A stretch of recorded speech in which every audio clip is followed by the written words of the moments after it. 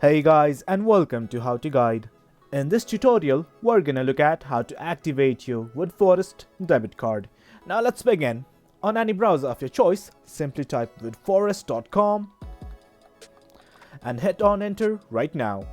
Now this is the home page of Woodforest, so initially we need to log in. Here's the login button right now. You can also enroll if you wish. For now, let's try to log in. Now you simply need to enter your username and password. And after everything is done, simply click on login.